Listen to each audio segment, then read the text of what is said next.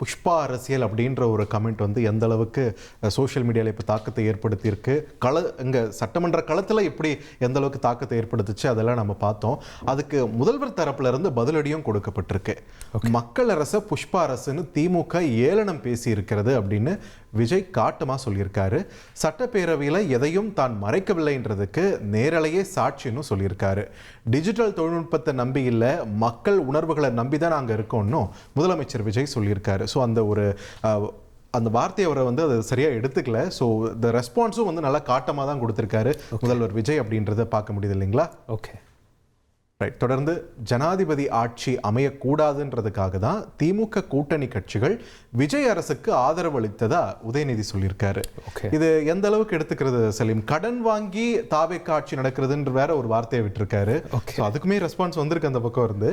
But எப்படி இதை வந்து எந்த பெர்ஸ்பெக்டிவ்ல இதை நம்ம பார்க்கறது? ஆனால் அது ஒரு ஜெனியூனான காரணம் தான் பார்த்திபன். ஏன் அப்படின்னா, இப்போ ஒருவேளை யாருமே அரசை அமைக்க முன் வரலை அப்படின்னா நேச்சுரலி வந்து ஜனாதிபதி ஆட்சி அமலுக்கு வந்துடும். ஆர்டிகல் 356 அப்படி வந்தால் தமிழ்நாடோட கண்ட்ரோல் டெல்லிக்கு போகும். ஓகே, யூஸ்வலாக இந்த ஆர்டிகல் 366 என்ன பண்ணணும் அப்படின்னா 2 மாதத்துக்குள்ளே நாடாளுமன்றத்தில் ஒப்புதல் வாங்கணும், 6 மாதத்துக்கு ஒரு முறை நாடாளுமன்றத்தில் இதை புதுப்பிக்கணும்.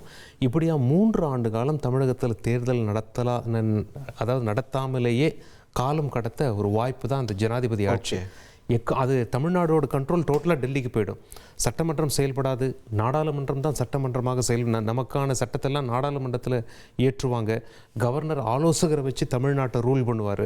இதை நிச்சயமாக எதிர்கட்சிகள் விரும்பும், குறிப்பாக திமுக விரும்பலை. ரைட். அப்படி உதய் என்ன பேசியிருக்காருன்னு பார்த்துடலாமா? எஸ், இந்த ஆட்சியை நாங்கள் சப்போர்ட் பண்ணுறோம் அப்படின்னு அவங்க சொன்ன காரணம், குடியரசுத் தலைவர் ஆட்சி அமைஞ்சிடக்கூடாது என்ற எண்ணத்தில் உங்களுக்கு வெளியில இருந்து ஆதரவு தரோம் அப்படின்னு தெளிவா சொல்லியிருக்கிறாங்க. அதே நேரத்தில் இன்னொன்னு சொன்னாங்க, இப்பவும் அவங்க எங்க தலைவர் தலைமையிலான திராவிட முன்னேற்ற கழக கூட்டணியில தான் தொடருவோம்னு சொல்லியிருக்கிறாங்க. ஸோ நான் முன்னாடியே சொன்ன மாதிரி இதுக்கான ரெஸ்பான்ஸும் வந்திருக்கு முதலமைச்சர் விஜய் அவர்கள் தரப்பிலிருந்து. தமிழக மக்கள் மேலே கடன் சுமையை ஏற்றி வச்சுட்டு போன திமுக தாவேக்காவை ஆதரவு கடன் பெற்றவர்கள்னு சொல்வீங்களா அப்படின்னு காட்டமான ஒரு கேள்வியை எழுப்பியிருக்காரு விஜய். அதுவும் கொஞ்சம் வைரலாகவே போயிட்டு இருக்கு அப்படின்றதையும் நம்மளால் பார்க்க முடியுது. ஸோ இது வந்து என்னன்னா எக்ஸ்தலத்தில் போய் பதிவிட்டார் பேரவை முடிஞ்ச பிறகு. ஸோ அதனால இப்போ என்ன ஆயிடுச்சுன்னா, உதய் அவர்கள் தரப்புல எதிர்க்கட்சி தலைவர் உதய் தரப்புல இருந்து அதுக்கும் ரெஸ்பான்ஸ் வந்துருச்சு, அதுக்கும் ஒரு ரிப்ளை வந்துருச்சு. அந்த ரிப்ளை என்னன்னு பார்க்கும்போது, பேரவையில் இருந்த போதே அதுக்கு பதிலளிக்காம வீட்டுக்கு போயிட்டு நீங்க அறிக்கை விடுவீங்களா அப்படின்னு முதலமைச்சர் விஜயை நோக்கி எதிர்க்கட்சி தலைவர் உதயநிதி ஸ்டாலின் கேள்வி எழுப்பியிருந்தாரு.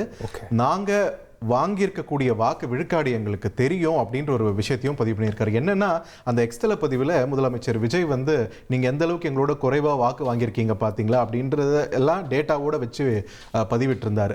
அதற்கு பதிலளிக்கும் விதமாக இப்போ எதிர்க்கட்சி தலைவர் வந்து எங்களோட வாக்கு சதவீதம் என்னன்னு தெரியும், அதனால தான் நாங்கள் எதிர்க்கட்சி வரிசையில் உட்கார்ந்துட்டு இருக்கோம், எங்களுக்கு விழுந்த வாக்குகளை காட்டி தான் நீங்களே முதலமைச்சர் ஆகியிருக்கீங்க அப்படின்ற மாதிரி எல்லாம் பேசியிருக்காங்க. அது மட்டும் இல்லாமல் திமுக திட்டங்கள் தொடரும்னு உங்கள் வாயாலேயே நாங்கள் சொல்ல வச்சிருக்கோம்ல, அதுதான் எங்களுக்கு கிடைச்ச வெற்றி அப்படின்ற ஒரு விஷயத்தையும் பதிவு பண்ணியிருக்காரு எதிர்க்கட்சி தலைவர் உதயநிதி ஸ்டாலின்.